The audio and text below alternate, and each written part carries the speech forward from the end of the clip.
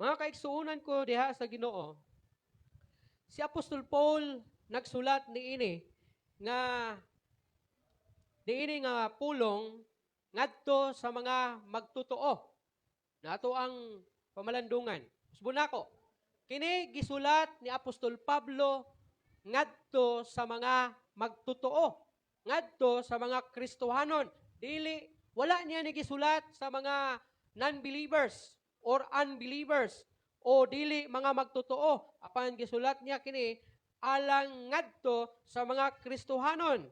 Og misulti siya diri og labing importante sa tanan. Ingon pa niya, as you receive Christ Jesus the Lord. Kung imong tan-awon nganong nakaingon ta nga mga magtotoo tungod kay ang gigamit niya nga word diri sa diha nga ikaw midawat kang Ginoong Kristo ingon nga Ginoo. Now notice, tan-awa. Wala niya kini gisulat ingon nga si Kristo usa ka helper. Not Christ Jesus the blessing giver, but Lord. Salvation is not only forgiveness of sin. Unsa ang kaluwasan?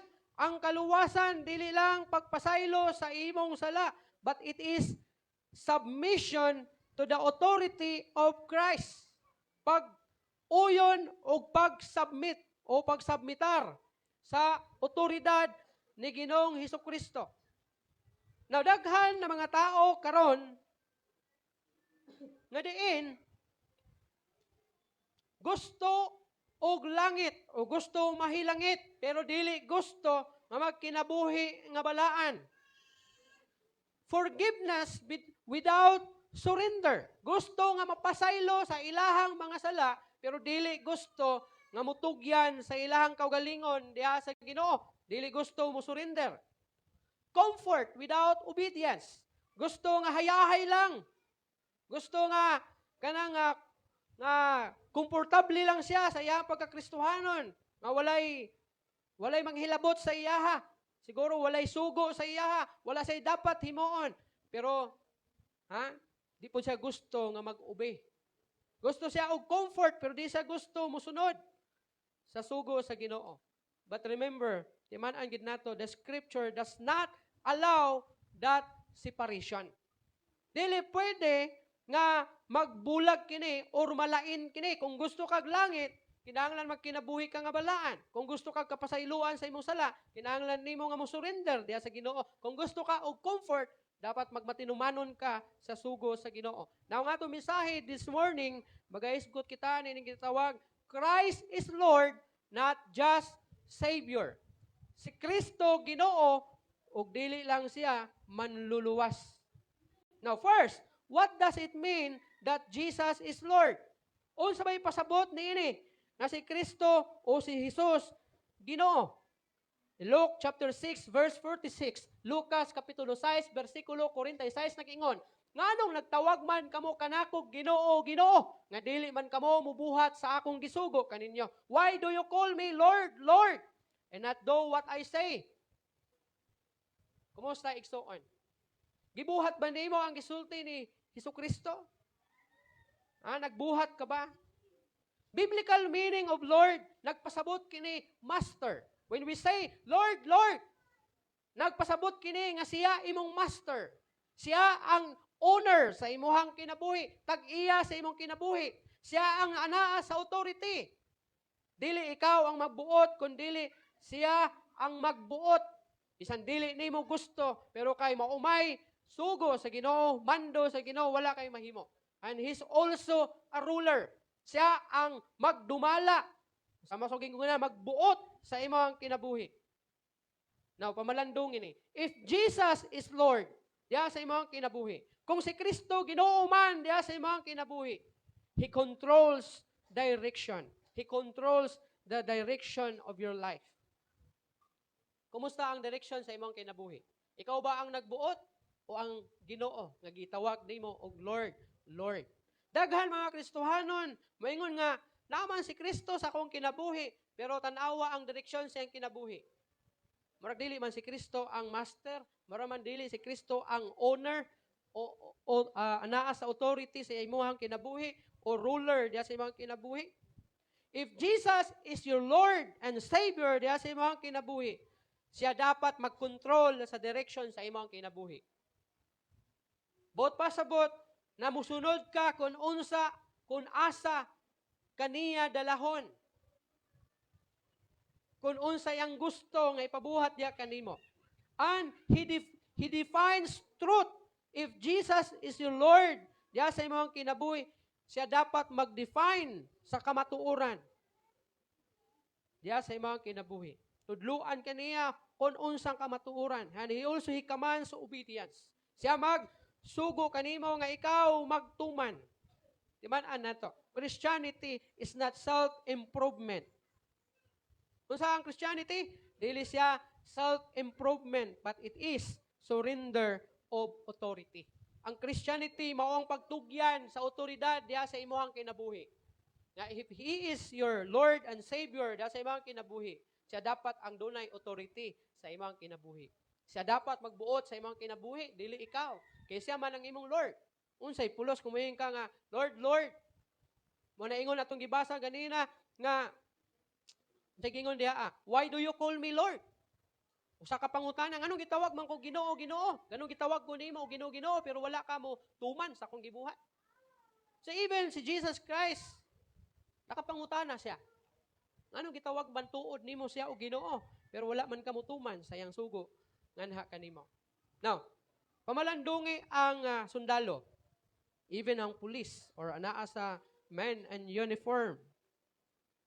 A soldier does not negotiate orders with the commander, with his or her commander. Kung unsay sugo sa iyang commander, dili siya dapat makipag-negotiate. Namingon siya nga, kanang, sir, pwede ba lahi lang sugo? Kuyaw man nga dapit. If your commander, maingon sa imuha nga, Sergeant Pedro, aduna kay mission, ikaw ang mangulo sa platon nga mangita sa mga rebelde diha sa bukid sa Basilan. Namin ka matay. Kuyaw man kaayong lugara, maingon ka nga kanang sir, pwede ba lahi lang ang sugua siguro? Katong medyo isog-isog pa sa kuha siguro. Or maingon ka nga, master, sir, basin, pwede man ako kaya sir kay na ako gibati. Or lisod man kaayo. Ha? Dili ka pwede, dili nimo pwede i-negotiate. Unsay imong buhaton? If your commander give you order, you should obey. The soldier must obey. Wa siya mahimo. Kung mingon ang iyahang commander, mingon siya nga, mao ni ang imong mission, madto ka ning lugara para dakpo nimo ning tawhana. Bisag kanang tawhana usa ka notorious nga killer, pero tungod kay imong mission dakpon siya. Dili ka pwede makipag-negotiate. Namayon ka nga, murag isog pa man sa kuha, sir, dili ko madto. You should obey. Because if you disobey, unsa may mahitabo, he is no longer functioning under authority. Kung ikaw dili mutuman sa iya, siya wala naga-function ilalom sa mao nga authority. Isa bagay mutuman God kung wala siya pagbulutan sa imong kinabuhi. If the Lord or if the Lord has the authority over your life, you should obey. Because first, imo man siyang Ginoo. He is your Lord. That's why, ingon ang Bible bitaw, why you call me Lord, Lord? Pero wala nimo gibuhat, akong gisulti sa imo. Mahimo mang kawang ang tanan. May ka, Lord, Lord, niya pagkahuman, dili ka mo sunod. No? Why you call the President of the Republic of the Philippines kung dili man di kasundon? No? For example, sa mga kasabok, mga kaguliyang karon atong madunggan ng mga balita. If the President, ningon siya nga wala man ko nagsugo ana ng mga kasamok diha, pero naay niadto, naay nagsamok. So, kang kinsang authority ang iyang gisunod? Ang President ba? O naay laing tao nga iyang gisunod? So, wala ka function o wala ka sunod sa under sa mao nga authority. Ang mao nga tao. So, the same pod na sa tuwa. Kung dili ta kabalo mo sunod sa Ginoo, so, why we call Him Lord, Lord? Ikaduha, True salvation produces obedience. Unsang tinuod na kaluwasan? Ang tinuod na kaluwasan, maghimo kanimo nga magmatinumanon kaniya. James 2:17 unsa may ingon? Ingon na ini ang pagtuo. Patay kini kun dili ubanan sa buhat. Kumusta ang atong buhat igsuon? Ha? Faith without works is dead. Klarohon na to ni kay para masabtan nato. We are not saved by works. Timan-an nato na siya. But true saving faith always produces works. Tinuod man. Nga wala ta na luwas pinaagi sa mga maayong buhat nato. Because we are saved sa ingon pa ang pulong sa Ginoo sa Ephesians chapter 2, 8 and 9 kay pinaagi sa grasya kamo naluwas tungod sa pagtuo. Tama man. Pinaagi sa grasya tungod sa atong pagtuo kang Ginoong Kristo, kita naluwas. Ug wala ta naluwas pinaagi sa atuang mga binuhatan. Pero daghan ng mga Kristohanon, dili na lang magbuhat kay luwas naman. Which is very unbiblical. Ha? Di na lang ka magbuhat ug maayo kay luwas na ka. Mao ba na siya ang pasabot sa kaluwasan nga imong naangkon? Klarohon nato ni siya. Si James mingon siya nga patay ang pagtuo kun walay buhat. Pero si Paul ningon siya pinagi sa grasya tungod sa inyong pagtuo kamo naluwas. Now, pag ikaw ba dili mo buhat, unsay namatay nimo? Pagtuo o kaluwasan? Pagtuo. So dili ang kaluwasan. So kung patay ang imo pong pagtuo, sabi may tabo, posible wala ka maluwas. Kaya ang buhi nga pagtuo, mao to'y gingon ni Paul. Naluwas ka pinagi sa grasya tungod sa imong pagtuo. Nya gingon man ni James, patay ang pagtuo kung walay buhat. So kung wala kay buhat sa imong kinabuhi, kato nga pagtuo, wala to nakapaluwas sa imo kay patay to nga klase nga pagtuo. We are not saved by works, pero timan-an nato, true saving faith always produces works. Kay pagkangilad ba, tan-awon, nga moingon ka, luwas ka, pero kalibutanon ang imuhang pagkinabuhi. Maayo ba sa tan-awon? Mahimo unya nga supak gyapon sa pulong sa Ginoo. Kay ingon ang pulong sa Ginoo pasiga ang imong suga aron daghan ang madanagan ini. Ang imo katong testimony, ang imong life testimony, ang imong daily living. Now, grace changes desires. Timan-an nato ni. Ang grasya mag-usab sa ato ang desire. Asa magikan ang atong desire? Sa atong kasing-kasing. If He is your Lord, if Jesus is your Lord, mag-usab sa imuhang desire. Kung mingon ang Ginoo sa imuha, adtuan ni lugar, pero ang imong desire kay lahi man, pero tungod kay siya man ang imong Ginoo, wala kay mahimo. Imuhang patyon, ang imuhang tawhanon nga desire, ug sundon ang desire sa Ginoo. If the Lord maingon siya nga adtuan ang dapita kay didto ka mamastor. Pero kay naa kay desire nga gusto ka mag-abroad kay para madato ka, asa man imong pilion? Kung wala si Kristo sa imong kinabuhi, if He is not your Lord, if Jesus is not your Lord sa imong kinabuhi, of course, tumanon nimo ang desire sa imong kasing-kasing na maadto sa abroad kay para madato. Pero if He is your Lord and Savior, sa imong buhaton, patyon nimo ang mao nga desire o tumanon nimo ang desire sa Ginoo diha kanimo nga moadto sa mao nga dapit og mamastor. Inana ka simple if He is your Lord. What else? Direction. Katong gingon kanina. Mga direction na imuhang subayon unta sa imong kinabuhi. Pero tungod kay siya man imong Lord sa imong kinabuhi, kinahanglan nimong subayon ug sundon ang direction nga iyang gihatag diha sa imuha. For example, kini nga tuang mga climbers. May direction na sila para di sila mawala. For example, naa sila'y mapa, naa sila'y compass, naa sila'y Google Map, kompleto sila. And ginadala nila na kay ang ilahang ginasunod ang direction nga naa sa mapa, naa sa compass, naa sa Google Map. Pero kung di sila mo tanaw ana, mahimong kawang tong tanan. Naa sila gidala tuod pero wa man sila kasunod. Pag-abot nila diha sa tumoy sa diha sa pagkatkat nila sa Mount Apo, wa na sila nakaabot. Tumoy, kinawa na sila. Di posible nangahulog, napaakan baka kining putyukan, napaakan baka baksan dang bukira kay pataka ra maglakaw. Kaya nagtuo raman nga, mao ning dalana kay naa may tamak sa tao. Ana bayat ta magbaktas-baktas murag naay, murag dala ni kini agian tao pero wa kabalo. Katong agianan dito kay gidaganan dito gigukod sa kwan putyukan. Na? Inaana po na ang Ginoo. Para dili ka mawala, if He is your Lord and Savior sa imong kinabuhi, kinahanglan nimong musubay sa iyang direksyon na gihatag diha kanimo. And decisions. Natay mga decision sa atuang kinabuhi nato. Nakita mga plano nga kinahanglan nato desisyonan. But if He is your Lord and Savior sa imong kinabuhi, kinahanglan nga ang imong decision in line sa decision sa Ginoo sa imong kinabuhi. Daghang tag mga decision na pag-abot sa ulahi ato ang ginamahayan, palpak man, di ay mao. Tungod kay wala man ta nag-decision, subay sa decision sa Ginoo sa ato ang kinabuhi. If nothing changes, we must examine whether ang ato adong faith kay real or tinuod. Ha? Kung wala ni mausab sa imong kinabuhi, kung wala ka nagasunod sa desire sa Ginoo, sa direction sa Ginoo, sa decision diya sa imong kinabuhi, nga iyang gihimo diya kanimo. Kinahanglan siguro nga examine nimo imong faith kung kini ba siya tinuod kay basin di katunang patay nga pagtuo nagiingon ni James.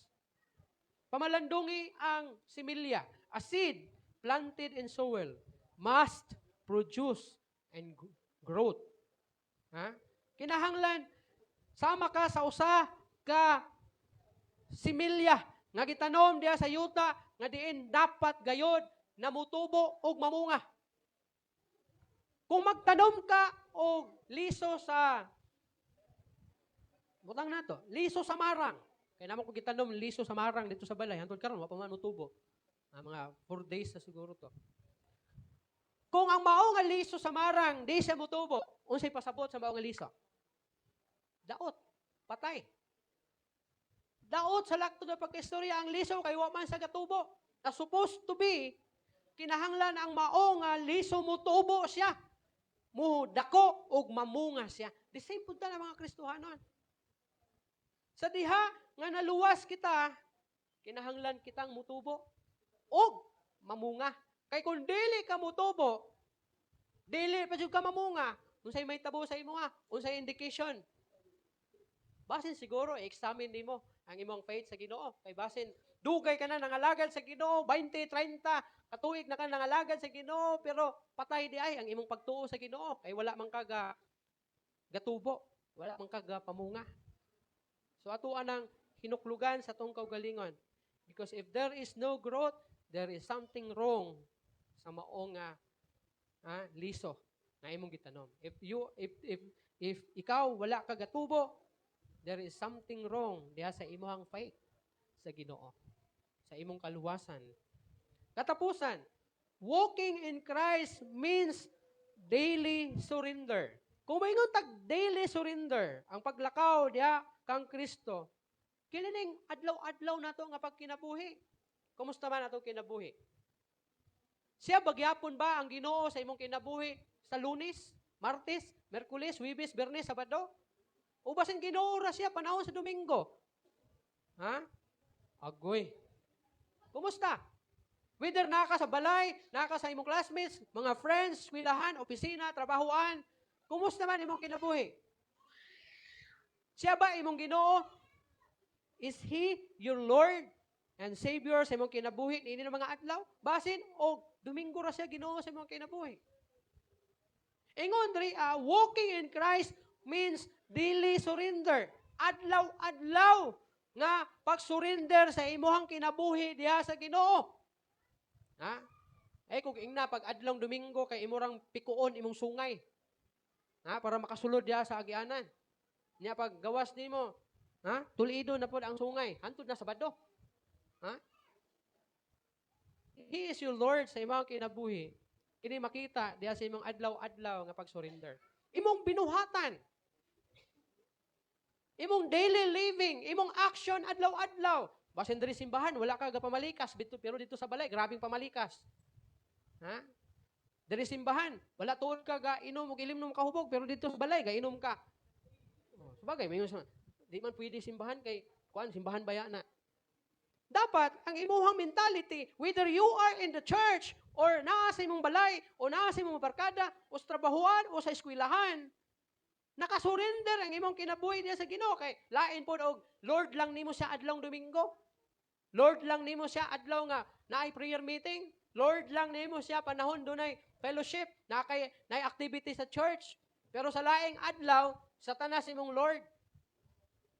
Now, kung ang imuhang Lord nga si Jesus Christ ginaila lang nimo siya adlong Domingo o sa mga activity. Sabi na kung maka-join ka prayer meeting, unya mga activity sa church uban pa na mga kalihukan. Pero sa laing adlaw na mas daghang adlaw nga si Satanas ang Lord nimo, kinsa man roy tag-iya sa imong kinabuhi? Ang Ginoo ba o Satanas? Posible Satanas kay dunay kay dako kayong panahon nga gihatag sa iya. Mas ginatuman nimo siya kaysa imong Ginoo diha sa imong kinabuhi. Timan-an ginato na siya. If he is your Lord, sa imong kinabuhi, kini nagpasabot na doon na kay nakasurrender ka adlaw-adlaw sa imong kinabuhi. In Galatians chapter 2 verse 20 unsa gingon? Gilansang ako uban kang Kristo dito sa cross. Busa dili na ako nabuhi kun dili si Kristo na nga niya kanako. O diha sa ta muhunong sa ta. Matod ni Paul, gilansang ako uban ni Kristo diha sa cross. O dito sa cross, busa dili na ako nabuhi kun dili si Kristo na nga niya kanako. O kining kinabuhi ko karon, akong gikinabuhi diha sa akong pagtuo sa anak sa Dios nga nahigugma og nagtugyan sa iyang kaugalingon alang kanako. Sa diha nga gidawat ug gituohan nimo si Jesucristo as your Lord and Savior sa imong kinabuhi, mao ni pasabot. Gilansang ka na uban ni Kristo. Ug unsay nahitabo kay Kristo? Nabuhay o namatay? Namatay. Ug kay gilansang ka man uban ni Kristo, namatay ka usab. Ug unsay nahitabo kay Kristo human siya namatay? Siya nabuhi. Ug unsay nahitabo nimo? Ikaw usab nabuhi. Ug matud pa diriya, kining kinabuhi ko karon ingon ni Pablo, gikinabuhi ko sa akong pagtuo sa anak nga nahigugma og nagtugyan sa iyang kaugalingon alang kanako. Kumusta imong kinabuhi? Kung ikaw gilansang uban ni Kristo, namatay og unya na banhaw, kang kinsa man karon ang kinabuhi ngay kang kinsa man nimo karon gitugyan ang imong kinabuhi? Kang Ginoo ba o sa kalibutan? Daghan mga Kristohanon nagtuo sila kang Hesukristo. Og sigurado sila nga sila luwas, pero subo kay pamalandungon nga wala nila gitugyan ang ilang kinabuhi pinaagi sa pagkinabuhi diha kang Kristo ingon nga owner, master, ruler sa ilahang kinabuhi kundi na kinabuhi gyapon sila ilalom sa ilahang tawhanon nga pagbati. Bud pasabot, walay laing masunod silang kinabuhi, sila gyapon og walay labot ang Ginoo. Kung kapuyon sila, dili sila mo tugyan o mo mangita sa Ginoo. Wala gyud. Sila magbuot. Now, daily Christianity means daily dying to self. Kung mayngon tag daily dying to self, ang adlaw-adlaw nato na pagkinabuhi, sa diha nga nahimot ang Kristohanon, dili buot pasabot na perfect na ka, dili na ka makasala. Sa diha gidawat nimo si Jesus, gituuhan nimo siya as your Lord and Savior sa imong kinabuhi, dili buot pasabot na di nakakasala, perfect na ka nga tao.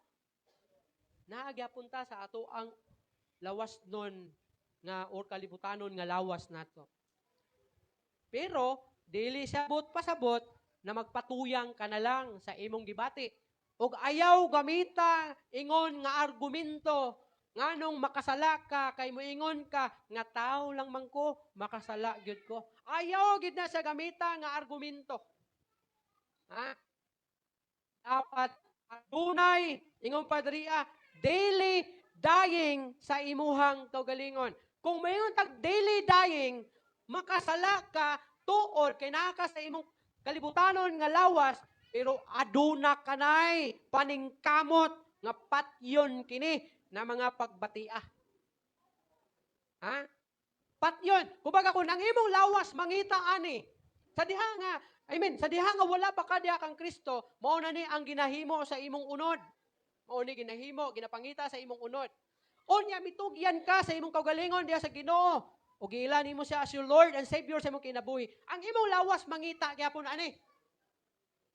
Mangita gyapon aning mga butanga nga gihimo niya atong panahon nga wala pa ka diha sa Ginoo. Pero ang kalainan na aduna kanay tinguha nga mulikay og dili na mubuhat niini. Mo nay dying nga pasabot Daying ang manigingon nga adlaw-adlaw nga pagkamatay diha sa imong kaugalingon.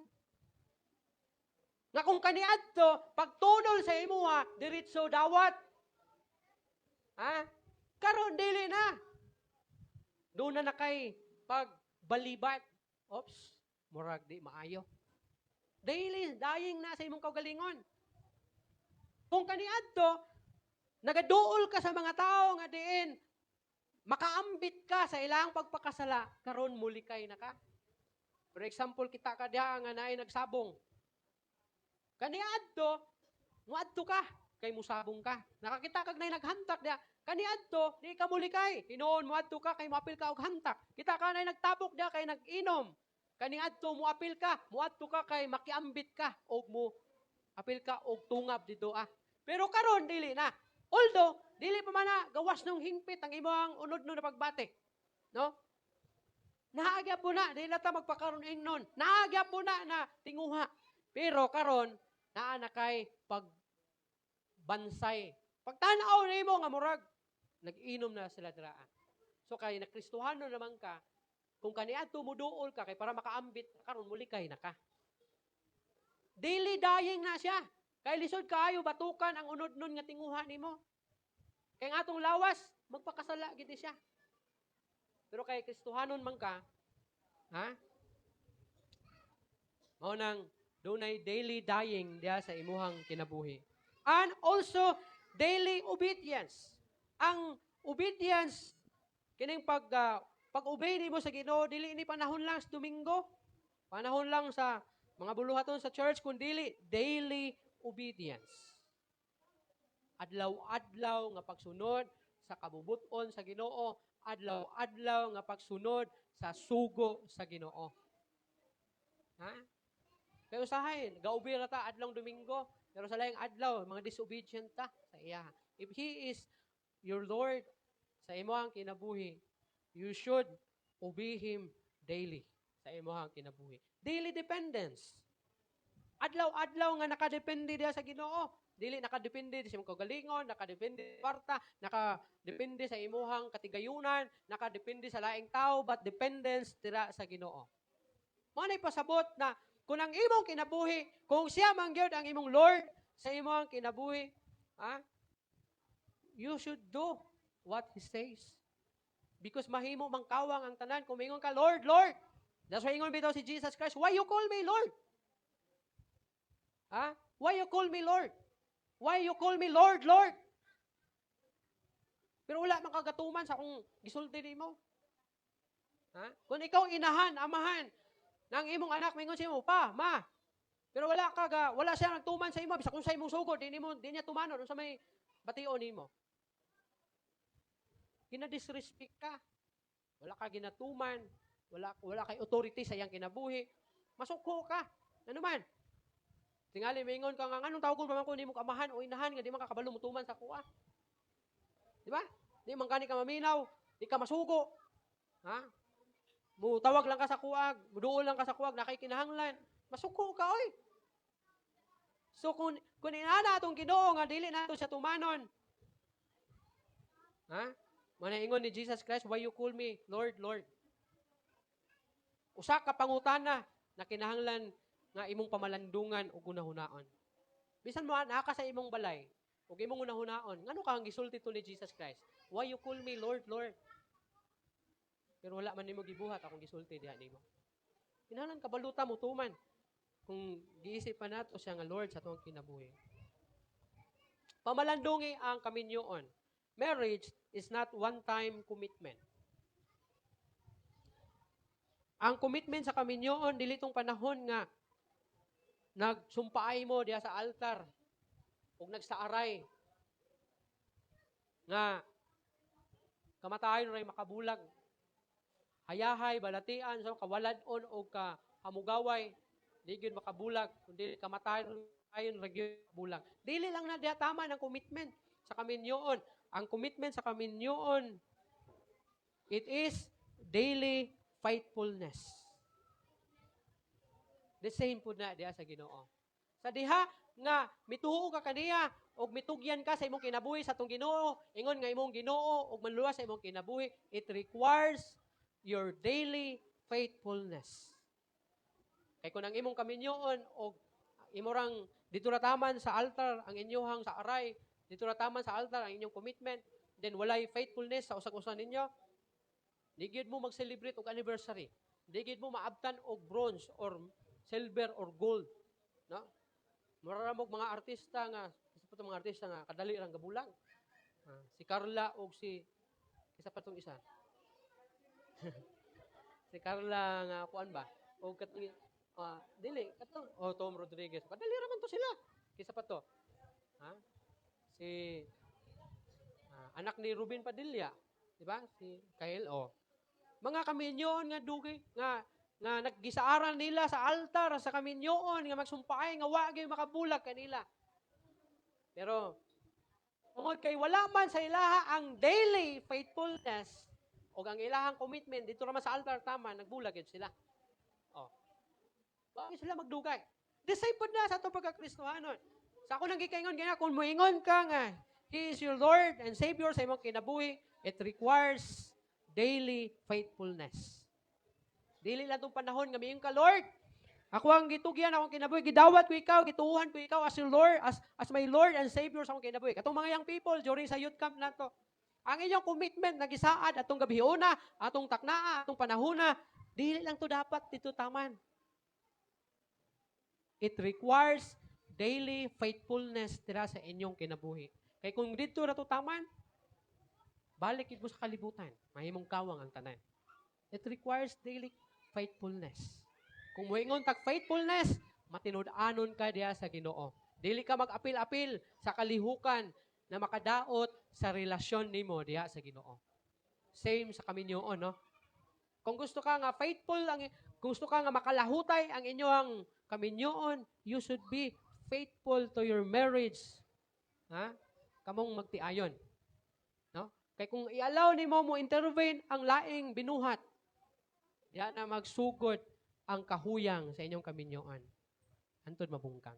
The same po na sa Ginoo. Ayaw pag-apil-apil og lain na kalihukan na diin makaguba sa imuhang relasyon sa Ginoo. Pag matinud-anon, be faithful diha sa Ginoo. And it requires daily diha sa imong kinabuhi. Di lang panahon Domingo, di lang panahon sa family day, di lang panahon sa prayer meeting and worship service, di lang panahon sa life group ninyo, di lang panahon sa mga fellowship, kundi daily. It requires daily diya sa imong kinabuhi. Kung tag daily, naka sa imong balay, barkada, silingan, trabahuan, you should be faithful diya sa Ginoo.